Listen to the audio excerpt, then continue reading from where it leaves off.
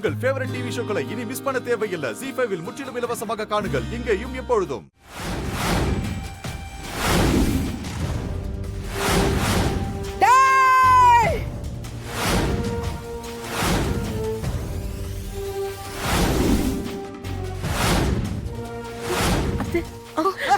அத்தை பாட்டி பாட்டி அத்தை அத்தை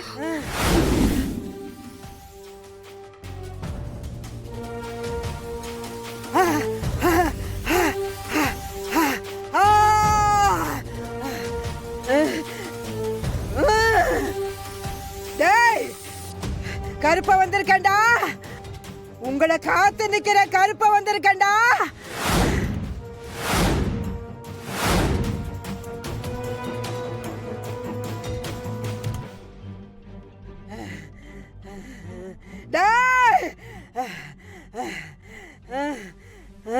என்னத்தா ஏன் இப்படி கலங்கி நிக்கிற?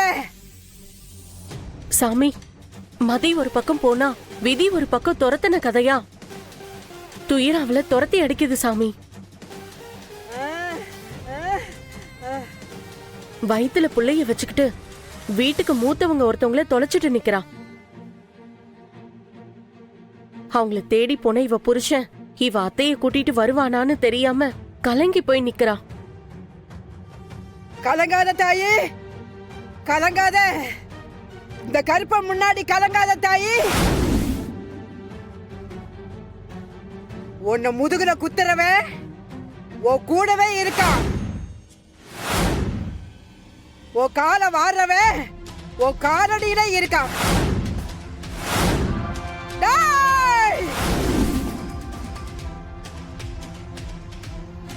கலங்காத.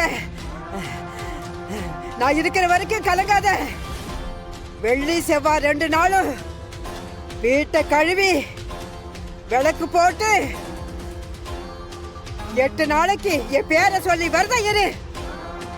8 நாளும் எந்த குறையும் இல்லாம கடந்துச்சுன்னா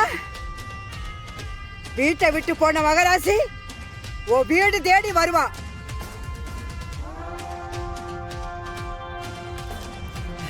ஓ கால சுத்துற பாம்பு கருகி மண்ணா போயிடும்.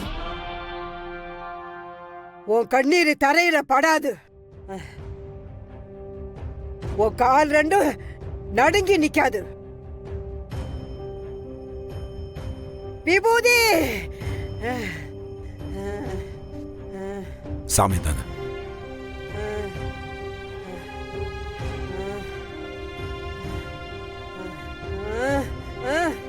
கருப்ப வாக்கு கடவுள் வாக்கு.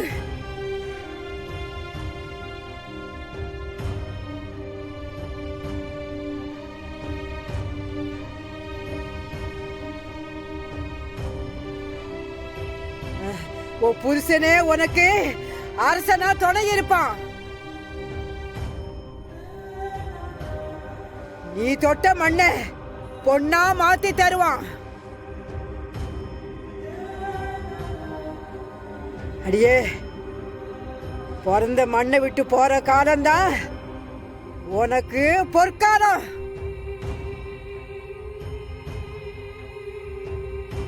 விபூதி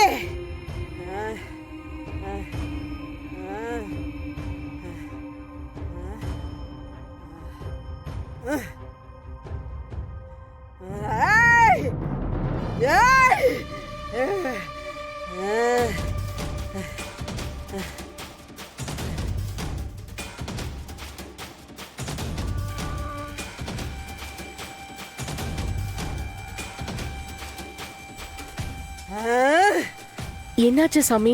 நான் ஏதாச்சும் குறை வச்சிருக்கேனா? ஏய், களை எடுத்து போட்டுட்டு நடை எடுத்து வைக்க சொல்லு.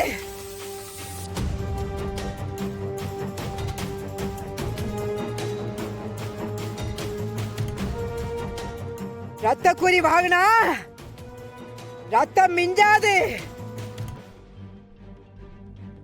நம்பி வந்த உசுருக்குள்ள நஞ்ச கலக்க கூடாது. போனா போகட்டுன்னு விட சொல்லு.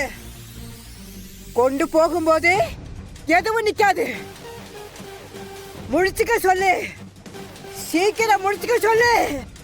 ஏய்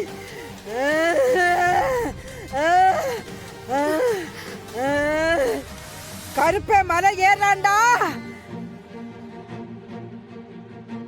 ஏய் ஏய் ஆதி லைன்ல இருக்காரு. ஹலோ, சொல்றா. என்ன மிஸ்டர் தொழிலதிபர், நாளைக்கு கடை திறப்பு விழாவை வச்சுக்கிட்டு வீட்டில் என்ன பண்றீங்க?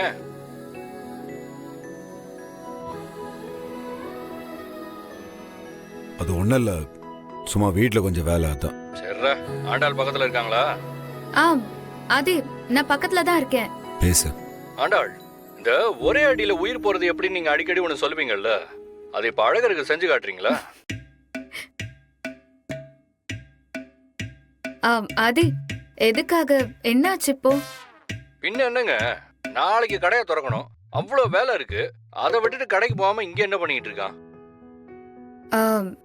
இல்ல அது நானும் அவரும் நாளைக்கு கடைய திறக்க வேண்டான்னு யோசிச்சுட்டு இருக்கோம்.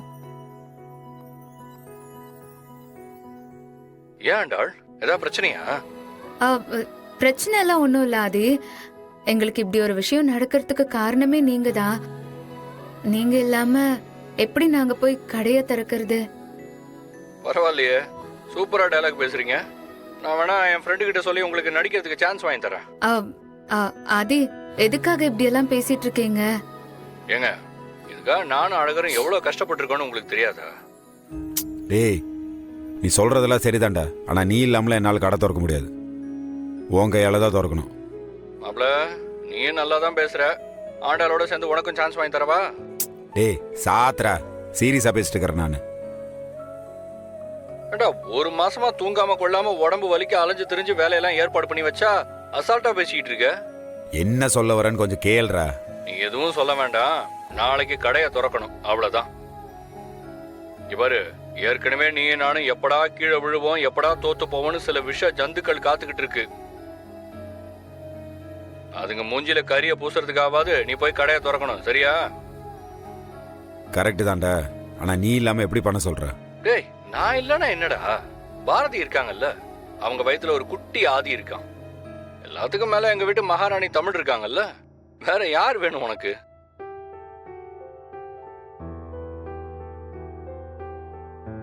சரி ஓகே, நீ சொல்றன்னா அதுல ஒரு அர்த்தம் இருக்கும். நீ சொல்றதுனால செய்றேன். சரி ஓகே. பாரதி, சொல்லுங்க ஆதி. அவங்க கூட இருந்து எல்லாத்தையும் பாத்துக்கோங்க. அங்க நான் இல்லங்கிற குறைய வரக்கூடாது. சரி ஆதி. டேய் டேய் டேய், சொல்ற. நீ போன விஷயம் என்னாச்சு? நான் பெங்களூர் வந்துட்டேன். இங்க கிளைண்ட் ஒருத்தர் வந்துட்டு இருக்காரு. அவர் வந்தோட அம்மாவை தேடி தான் போறேன்.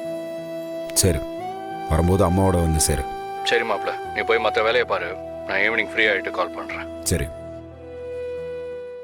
ஜீ5 ஆப்பை டவுன்லோட் செய்து அனைத்து எபிசோடுகளையும் இலவசமாக பாருங்க.